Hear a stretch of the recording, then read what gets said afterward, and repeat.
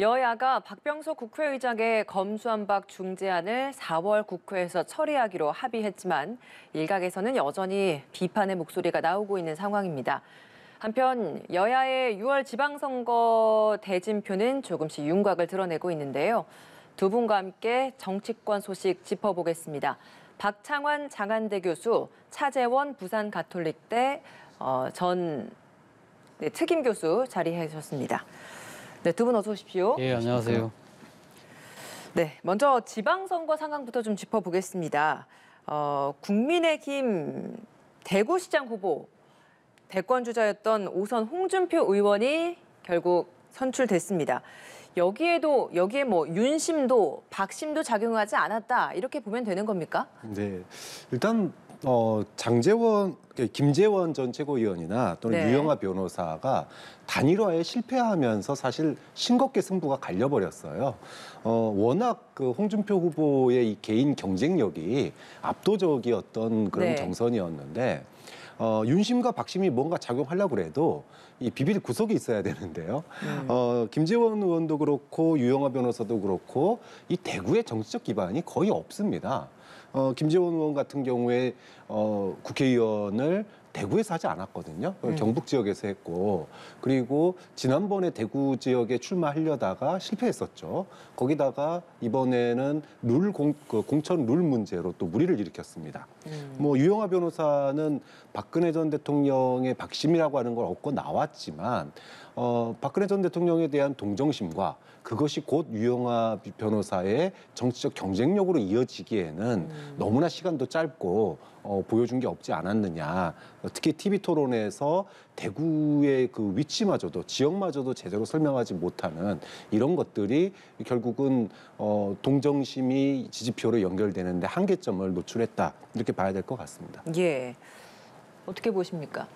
말씀하신 것처럼 아무래도 그러니까 지금 홍준표 지금 의원과 나머지 후보들과의 정치적 체급 차이가 워낙 크게 차이가 나기 때문에 그런 거 아니겠습니까? 예. 지금 뭐 홍준표 이번에 이제 후보가 됐습니다만 사선 의원이고요. 재선 도지사를 했고 그리고 또 보수 정당의 대권 후보까지 했습니다. 그리고 아마도 다음 차기 대선에도 다음 또 도전할 수 있는 그런 정치적 체급이기 때문에 아무래도 대구의 유권자들 그리고 대구의 또 그러니까 국민의힘 당원들의 입장에서는 좀 큰 인물을 키워보자는 쪽에 아무래도 뭐 박심이나 윤심보다는 그런 부분들이 더 크게 작용한 것이 아닐까 하는 생각이 들고 또 한편으로는 유영하 변호사가 막판에 등장하면서 상당히 박심 뭐 여러 가지 이야기가 나왔습니다만 네. 저는 결국 대구의 국민의힘 당원들이나 그러니까 또 대구의 시민들이 좀 현명한 선택을 했다.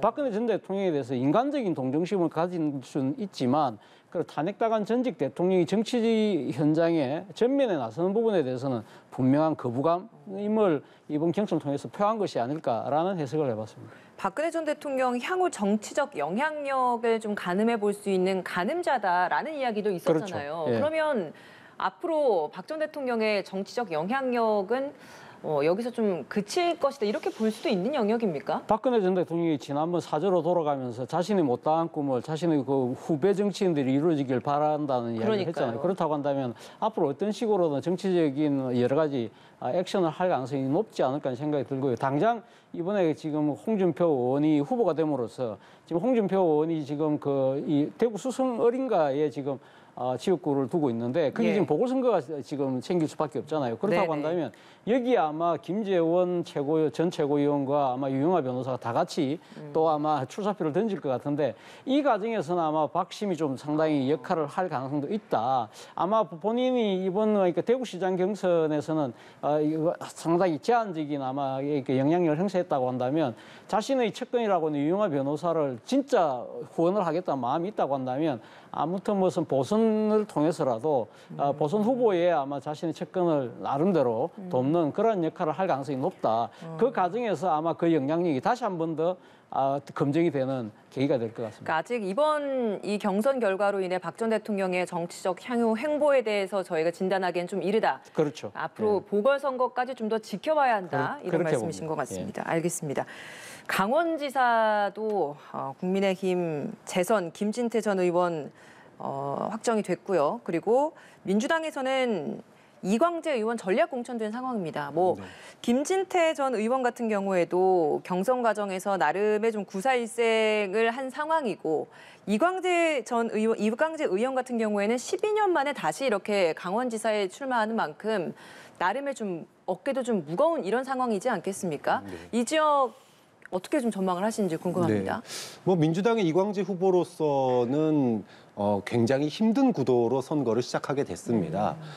강원 지역은 지난 대선에서 TK 지역을 제외하고 가장 큰 격차로 득표율 차로 졌던 곳이 민주당 이재명 후보가 졌던 곳이 강원이거든요. 그만큼 지금 강원도에서 민주당의 지지율이 굉장히 안 좋은 상황입니다. 아무도 출마하겠다는 사람이 없었기 때문에 결국 이광재 전 지사, 지금 현 의원이 착출을 당했거든요.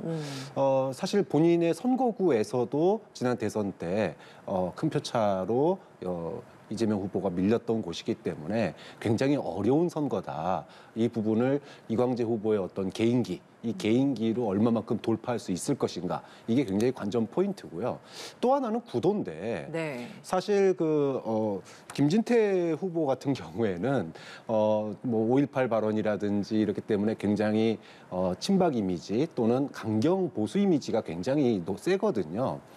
이번 경선에서 지금의 어떤 황상무 후보랑 이제 붙었는데 사실 황상무 후보는 어떻게 보면 윤심을 얻고 나온 거 아니겠습니까? 근데 그럼에도 불구하고 김진태 후보가 됐다라고 하는 것은 네. 그만큼 지금의 전국 대치 국면이 강대 강으로 가다 보니까 확실히 목소리가 세고 또 인지도가 높고 이런 사람이 이제 후보로 결정되는 거 아니겠느냐. 다만 예선에서는 이 김진태 후보의 어떤 그런 강성 이미지가 결집도를 높였을지 모르겠지만 네. 본선에서는 또 이게 전체적인 지방선거 판에 어떤 그 보수 후보의 그 이미지가 악영향을 미칠 수도 있기 때문에 이 부분은 또 아까 이광재 후보의 개인기라면 네. 이제 김진태 후보의 이런 강성 보수 이미지가 극우 이미지가 또 지방선거 전체 판에서는 어떤 또 영향을 미칠지도 또 하나의 주목해야 될 관전 포인트가 되겠습니다. 예, 차 교수께서는 강원지사 선거 어떻게 전망하십니까?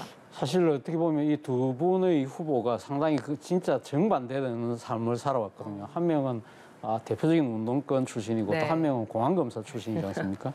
그리고 또 한 분은 지금 또 친노의 상당히 핵심이라고 할 수 있고 한 분은 또 친박계의 또 이 투사로 보였고요. 그리고 이번 또 공천하는 과정도 보면 이광재 후보 같은 경우는 본인이 상당히 고사했음에도 불구하고 당의 업소 때문에 지금 일종의 차출되는 형태고 김진태 후보 같은 경우는 본인이 상당히 도전을 했는데 컷오프 당했다가 거의 뭐 단식 투쟁하면서 거의 뭐 지금 그 정치 생명이 끝나는 듯 했다가 기사회생했기 때문에 상당히 극과 극의 충돌이긴 합니다만 두 사람의 정치적 절박감은 거의 똑같지 않을까 하는 생각이 네. 듭니다. 이광재 후보 같은 경우 아까 말씀하셨지만 2010년도에 지방선거에서 상당히 어려운 선거를 힘들게 아슬아슬하게 승리를 하고 난 뒤에 한 1년 정도 지사를 했나요? 그러면서 그때 한 박연차 7개월 7개월 정도 예. 했죠. 그래서 박연차 비자금 사건 때문에 이제 이 중도 사퇴를 했죠. 그리고 이제 문재인 정권 들어와서 이제 복권이 되긴 했습니다만 사실 이광재 후보 같은 경우는 노무현 정부 때 노무현 대통령이 핵심 측근으로서 사실은 여러 가지 강원도 발전에 상당한 여러 가지 뭐 기여를 했다.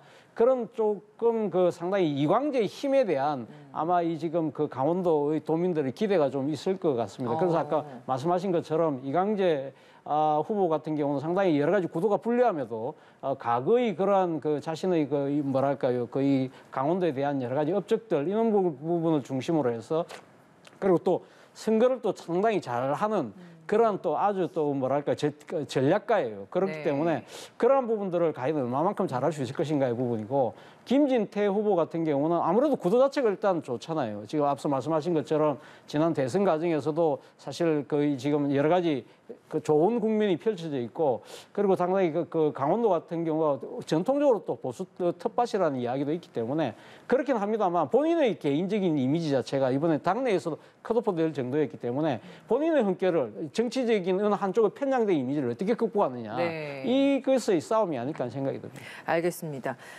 또 다른 접전지 중에 하나 많은 관심을 모았던 곳이 바로 경기지사였습니다.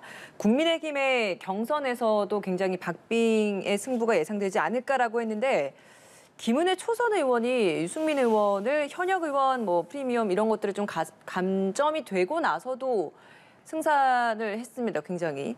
이 부분에 대해서 여기에서 그러면 과연 윤심이 작용했느냐, 다양한 분석들이 있거든요. 네. 어떻게 평가하십니까? 물론 김은혜 의원 스스로가 이제 경쟁력이 있기 때문에 된 거다라고 이제 평가를 하시더라고요. 네. 그런데 과연 김은혜 의원의 경쟁력의 근원이 어디냐를 보면 초선 의원입니다. 네. 근데 초선 의원이 경기도에서 이렇게 후보로 그것도 대선 주자로 나섰던 사람을 누르고 이기는 게 쉬운 일이 아니거든요.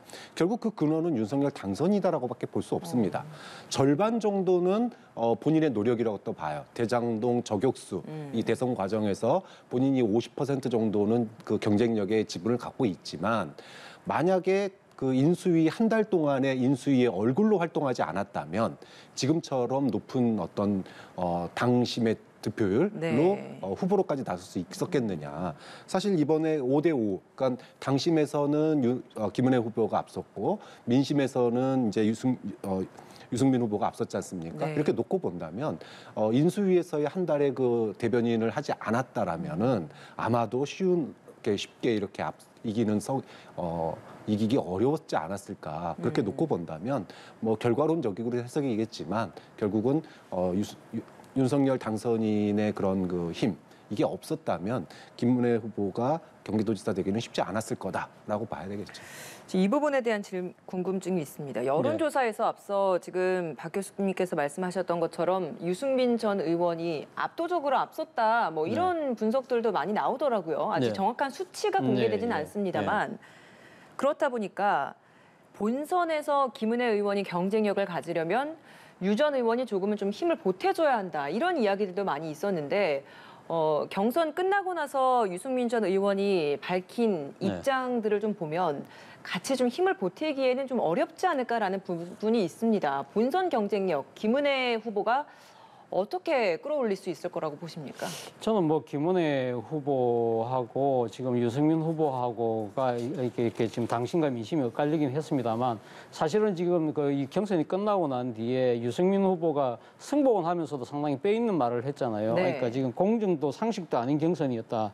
윤석열 당선인하고 졌다고 이야기하면서 자기의 칼에 맞았다고 하는 정도로 상당히 뒤끝 있는 이야기를 하긴 했습니다만 그러나 결국은 그러니까 지금 그 유승민 후보 자체도 그러니까 지금 국민의힘이라는 당을 벗어날 생각은 아직 없는 것처럼 보이기 때문에 아마 그러니까 적극적으로 그러니까 김은혜 후보를 돕지는 않겠지만 그렇다고 해서 김은혜 후보의 발목을 잡는 그러한 이 지금 나름대로 정치적인 여러 가지 일종의 극단적으로 이야기하면 자해 행위는 하지 않을 가능성이 높다. 본인 입장에서는 좀 더 건토 중리하겠다는데 초점이 맞춰져 있는 것 같아요. 그러니까 달도 찰면 기운다. 세상은 다 돌고 도는 법이라는 식으로 이야기를 하는 거 보면 지금 유승민 의원이 섭섭한 대목은 그러니까 소위 말해 윤심이 작용했다는 그 대목이거든요. 그 대목에 대해서 윤심의 수혜자인 김은혜 후보에게 뭔가 그러니까 억하심정을 나타나기보다는 지금 당장은 그러니까 지금 본인의 그러니까 좀 거치를 좀 더 그러니까 낮추면서 자신의 몸을 낮추면서 좀 향후를 대비하는 그런 모습이다. 그렇다고 한다면 김은혜 후보와의 경선 갈등을 그렇게 이 수면 위로 올려내면서까지 그렇게 반발할 가능성은 저는 없지 않을까. 그렇다고 한다면 이 경선과 관련된 여러 가지 그러니까 윤심 논란 자체가 본선 경쟁력까지 그러니까 좌우할 정도의 그 정도의 정치적 후유증은 저는 낳기 좀 힘든 상황이 아닐까 하는 생각이 듭니다. 그러면 김은혜 의원 자체적으로도 본선 경쟁력은 충분하다라고 보십니까? 일단 여론조사를 보면 민주당 후보하고도 지금 그러니까 민주당 후보 그때 유승민 후보 또 다른 후보들 하고 하면 이 다자 경쟁 구도에서 상당히 선두권을 계속적으로 유지하는 여론조사들을 봤거든요. 그렇다고 한다면 제가 생각했을 때는 한번 해볼 만한 싸움이 아닐까 하는 생각이 듭니다. 물론 민주당 후보가 누가 될지 모르겠습니다만 그러니까 민주당 후보가 누가 된다 하더라도 결국은 제가 생각했을 때는 본선 싸움은 5% 이내의 박빙 승부가 되지 않을까. 그렇다고 한다면 그렇기 때문에 앞서 말씀하신 것처럼 국민의힘 입장에서는 경선 후유증을 최대한 줄이는 노력이 필요한 건 사실입니다. 유승민 전 의원의 앞으로 거취 어떻게 전망하시나요? 이제 쉽지가 않을 것 같습니다. 사실 유승민 의원은 정치적인 승부수가 바른정당 때 소위 말해서 합리적 보수가 중도의 길을 걷는 이게 이제 최고의 인생에 있어서 승부수였다고 보거든요. 근데 그 정치 실험이 결국은 실패를 했고 복당한 이후에 그러니까 다시 국민의힘으로 다시 돌아간 이후에 사실 이렇다 할 그런 그 경쟁력을 보여주지 못했다. 아까 우리가 홍준표 후보 얘기를 했지만 홍준표 후보 같은 경우에는 우여곡절이 있었고 지난 대선 때 전 대선이죠. 전전 대선 때 후보로서 엄청난 패배를 했음에도 불구하고 만약 이번에 홍준표 후보가 대선 후보로 나왔다라면은 아마 홍준표 후보로 또 당선됐을 거다라고 평가를 받을 정도로 경쟁력을 유지하고 있거든요. 네. 반면에 유승민 후보는 바른정당의 실패 이후에 소위 합리적 보수가 중도의 길을 걷는 정책의 실패 이후에 그렇다 할 경쟁력을 보여주고 있지 못합니다. 사실 이번에 김은혜 후보가 나서지 않았다라면은 어떻게 보면 좀 손쉽게 경기도지사로 재기할 수 있는 가능성을 열었겠지만 이것도 이제 소위 지난 대선 과정에서 윤석열 당시 후보와 앙금을 빚었잖아요. 이게 또 악영향을 미쳤고 그렇게 놓고 본다면 유승민 후보가 다시 한번 어떤 중도의 길, 합리적 보수의 길 이게 걸을 그런 어떤 정치적 상황이 올 때까지는 다시 정치적 기지개가 피기가 굉장히 어려운 상황으로 가지 않을까 싶습니다. 경선 나오기 전까지 정계 은퇴도 검토했다고 했잖아요. 그럼 이번 경선 이후에 정계 은퇴 가능성도 있다고 보십니까? 저는 현실적으로 고민해봐야 되는 상황이 왔다고 봅니다. 알겠습니다. 어떻습니까? 일단 어제 입장 발표문에 새로운 길을 찾겠다는 이야기 자체가 아마 제가 생각해서 정치 바깥의 길보다는 저는 아마 정치 영역이라는 안에서 이렇게 새로운 길을 찾는 것이 아닐까 생각이 그래요. 듭니다. 그리고 앞서도 제가 말씀드렸습니다만은 일단 지금 윤석열 당선인과의 싸움에서 졌다는 이야기를 하고 있기 때문에 아마 이 윤석열 정부 내에서의 정권 내에서의 그러니까 비주류로서 개혁 보수의 목소리를 내면서 자신의 존재감을 계속적으로 유지해가면서 아마 다음 차차기를 한 번 더 도전하는 그런 쪽으로 상당한 검토 중려의 시간을 갖지 않을까 하는 생각이 정계 듭니다. 은퇴까지는 하지 않을 것이다. 저는 그렇게 봅니다. 알겠습니다. 민주당 서울시장 후보 경선도 굉장히 뜨겁습니다. 이 부분 우선 박영선 전 장관 도전할 거라고 보십니까? 표면적으로는 어머님의 그 투병 중인 사진 이거 올리면서 굉장히 고심하는 듯한 모습을 보이지만 속내를 들여다보면 네. 고민의 깊이가 더 깊다고 봅니다. 정치적으로 굉장히 어려운 상황이에요. 만약에 경선에 나와서 정말로 후보가 될 수 있는 가능성이 크다면 당을 위해서 본선에서 설사 패배한다 손 치더라도 당을 위해 헌신하겠다라고 하는 마음으로 아마 기쁘게 출마했을 가능성이 좀 있다고 봅니다. 그런데 지금은 경선에서 과연 이길 수 있을까? 오히려 소위 말해서 우리가 불쏘시개라고 그러죠. 흥행의 불쏘시개 마저도 되지 못하는 상황이 될 수도 있다. 자, 이렇게 되면 박영선 전 장관으로서는 최악의 그 정치적인 그 행보를 걷게 되는 거거든요. 네. 이게 지금 결국은 박영선 전 장관이 출마를 주저하게 되는 이유다. 이렇게 놓고 봤을 때 출마가 정말 고심될 거다. 쉽지 않은 결단이 될 거라고 봅니다. 박 교수께서는 어떻게 보십니까? 출마를 한다면 정말 경선의 불쏘시개도 되지 않을 거라고 보시는지. 지금 민주당 내에서 이제 지금 검수완박이나 또 지금 소위 계파 갈등이나 이런 것들이 잠재적으로 지금 이제 4분 오열돼 있는 상태예요. 리더십이 없는 상태입니다. 자, 이런 상태에서 지금 현재 사실 보궐선거도 그렇고 당내 경선도 그렇고 100% 여론 국민 경선이라고 하지만 결국은 결집도가 높은 사람, 장악력이 높은 사람이 소위 강성 지지층의 결집도를 높일 수 있는 사람이 후보가 될 가능성이 굉장히 높거든요. 그렇게 놓고 본다면 현재로서는 이재명 고문과 소위 말해서 연계가 돼 있는 듯한 인상을 줘왔고 그리고 그동안에 제일 먼저 서울시장 도전을 선언했고 그러면서 상당한 지지세를 형성한 송영길 전 대표를 넘어서기가 쉽지가 않을 상황입니다. 사실 그것 때문에 지금 다른 후보군들이 주저했던 이유가 핵심적인 이유가 바로 거기에 있다고 봅니다. 알겠습니다. 송영길, 박주민, 김진애 세 후보들도 너무한다 이런 네. 이야기까지 하면서 지금 비판하고 있지 않습니까? 그렇죠. 지도부의 이런 결정에 대해서 어떻게 평가하시는지 질문 드려보겠습니다. 저는 뭐 사실 원칙을 벗어난 그러한 그러니까 결정이 아닐까 하는 생각이 듭니다. 오늘 뭐 김진애 전 의원이 뭐 하이패스 아니냐 뭐 이런 이야기를 하는데 사실은 이 지금 후보의 그러니까 그 경선 아니 그 후보의 공천을 신청하지 않은 사람을 그러니까 미리 지금 그한 사람들을 정해놓고 그 사람을 끼워서 그 경선을 하겠다는 것 자체가 상당히 공당의 제대로 된 공당치고 그러한 선례가 저는 거의 기억이 안 날 정도거든요. 그런 측면에서 본다고 한다면 상당히 공정성이 문제가 생기는 것이죠. 바로 그런 측면들 때문에 박영선 그러니까 전 장관이 상당히 고민하는 대목이 바로 거기 있지 않을까 하는 생각이 듭니다. 만약에 본인이 경선에 나갔게 할 경우에는 상당히 제대로 한번 뜻을 펼쳐보기도 전에 특히 시비 논란이 일어날 수밖에 없는 상황이라는 생각이 네. 든다는 겁니다. 그런 측면에서 본다고 한다면 사실은 이번에 민주당이 서울시장 선거와 관련해서는 저는 첫 단추를 잘못 깬 것이 아닐까. 사실 이번 대선에서 서울에서 지고 난 뒤에 지난 또 재보선에도 지난 1년 전에 재선이니까 이번에도 질 거야라는 지레짐작을 해서 뭔가 새로운 피를 수혈해서 뭔가 흥행응이 될 수 있는 새로운 아주 장면을 만들어내기보다는 좀 더 익숙하고 좀 더 가능성이 높은 사람한테 집착하다 보니까 송영길 카드가 나왔고 거기서 상당히 많은 부분들이 꼬이는 바람에 네. 이 상황까지 온 것이 아닐까라는 생각이 든다는 겁니다. 첫 단추부터 잘못 깼다. 예. 알겠습니다. 자, 이 주제 여기까지 해보고요. 검찰개혁 법안과 관련한 이야기도 해보겠습니다. 박병석 국회의장의 중재안을 여야가 수용하면서 국회에서의 분쟁은 일단 일단락됐습니다. 일단 극적으로 합의된 데 있어서 여야가 다양한 정치적인 셈법이 작용하지 않았겠습니까?